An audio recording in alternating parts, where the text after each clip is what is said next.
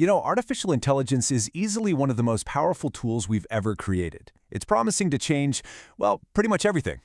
But just like any tool, it's got a dark side. Today we're going to take a journey into that shadow world to see exactly how hackers are weaponizing AI and deepfakes. So, let's get into it. So here's our game plan. First, we'll talk about why AI is really a double-edged sword. Then we'll get into the absolutely massive scale of the cybercrime economy. After that, we'll break down how hackers are using AI step by step. Then we'll look at the really unsettling world of deepfakes. And, most importantly, we'll finish with how you can become the best defense there is, a human firewall. All right, first things first, we have to get our heads around how we think about AI. It's so easy to label it as either good or evil, but honestly, the truth is, it's neither. I love this analogy from crime analyst Mark D. Hoffman. He says, artificial intelligence is just like a knife. The tool itself doesn't have any intent, right? The morality, the good or bad, that comes from the person who's holding it. And this lays it out perfectly. The very same knife can be used to chop up a fantastic salad or to do something terrible. The tool is exactly the same. It's how you use it that matters. And that is the exact dynamic that is playing out with AI right now. Okay, so let's talk about the people using this tool for evil. Now, when you picture a hacker, you might be thinking of some lone kid in a hoodie, right? We need to just completely erase that image. What we're dealing with here is a global, professional, and unbelievably profitable industry. $10 trillion. That is the projected annual cost of cybercrime by next year. It's a number so huge, it's almost hard to even wrap your brain around. So to really get what that means, we need a little perspective. Check this out. If cybercrime were a country, its $10 trillion economy would make it the third largest in the entire world. It would only be behind the United States and China. I mean, it's bigger than the economies of Germany, Japan, and the UK combined. This isn't some niche subculture. It's a global economic superpower. And this quote just shatters everything you thought you knew about criminals. Think about this for a second. Ransomware gangs. They offer customer service. They will literally help their victims figure out how to pay the ransom. It sounds absolutely insane, but it just shows the level of professionalism we're up against. And their corporate structure is, well, it's shockingly sophisticated. These aren't just gangs, they're full-blown corporations. They've got tech departments, finance departments, even HR for recruiting new talent. They have affiliate programs where smaller-time criminals can use their tools for a 20% cut. They even have corporate branding and logos.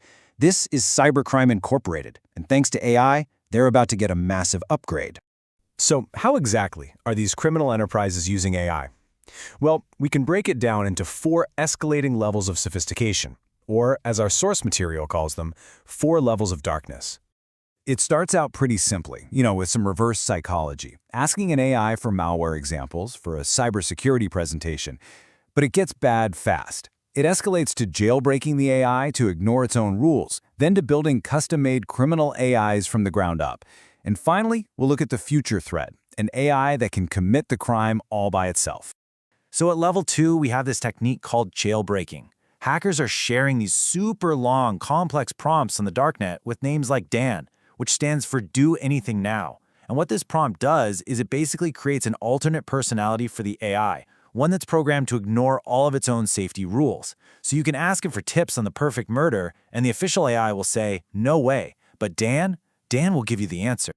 But hey, why bother tricking a good AI when you can just build your own bad one? That's level 3. We're seeing tools like WormGPT pop up. Now, this is an AI language model, a lot like the tech behind ChatGPT, but it was designed specifically for criminals. It has 0 ethical guardrails. Its entire purpose is to write perfect phishing emails and generate malicious code. This opens the door for people with no coding skills at all to launch really sophisticated attacks. And all of this leads us to the scary, theoretical level 4. Now, this isn't happening just yet, but it is where things are heading. Just imagine a hacker telling an AI, find me 10 million emails, design a phishing attack, launch it, and just let me know when you've got a victim. In this scenario, the AI isn't just the tool anymore, it's the perpetrator. As scary as all that is, there's another side of AI that is way more personal and, honestly, psychologically disturbing. Let's talk about deepfakes. 30 seconds. That's it. That is all the audio a criminal needs to perfectly, and I mean perfectly, clone your voice. A single voice message on WhatsApp, a clip from a podcast, a short video you posted on social media, that's more than enough for them to steal your voice and make it say anything they want. And this isn't some sci-fi movie plot. It is already happening. We have seen cases where a CEO's voice was cloned to trick the finance department into wiring millions of dollars. The classic grandparent scam is now absolutely terrifying when it's your grandchild's actual voice on the phone in a panic. And it goes even further. Fake political ads, stock market manipulation, and even the potential for fake video evidence being used in a courtroom. So let's make this really personal. Imagine a high-quality deepfake video surfaces, and it shows you robbing a convenience store. It's your face, your voice, everything. The police show up at your door. So what's your alibi for last Wednesday at 9:30 p.m.? This tech is fundamentally challenging the very idea of video proof. Okay, we have gone deep into the dark side. And I know, it's a lot to take in, but this is not a story about being doomed by technology. Now we get to the most important part, the solution. And guess what? The solution is you. This is the idea of the human firewall. Look, technology is always going to be in an arms race, good tech versus bad tech. But criminals are still aiming for a human weakness. They're trying to trick you. Your awareness, your critical thinking, your personal knowledge. Those are the things an AI simply cannot fake. That's your defense. So how do you actually do this? It's surprisingly easy. First, agree on a secret code word or phrase with your family. Something simple. If you get a panicked call asking for money, stay calm and just ask for the code word. Second, ask a question a scammer could never know the answer to. Like, what was the name of our first dog? Or what silly thing did we have for dinner last Tuesday? And third, the golden rule. If you have any doubt at all, just hang up. Then, call the person back on the number you know is theirs. This really gets to the heart of it. They can steal your voice, but they can't steal your memories. They can't steal your inside jokes, your shared history, your secret knowledge. That is the part of you that is unhackable. So please, have this conversation with your family. Talk to your kids, talk to your parents. Make sure everybody knows these simple but incredibly powerful techniques. Let's end on this thought, because it's so important. Yes, AI presents new and frankly scary risks that we absolutely have to prepare for. But it is also the biggest opportunity of our lifetime. So the takeaway is this: stay informed, stay vigilant, but don't be afraid. The future of AI is this huge wave that we can all ride. We just have to make sure we do it safely.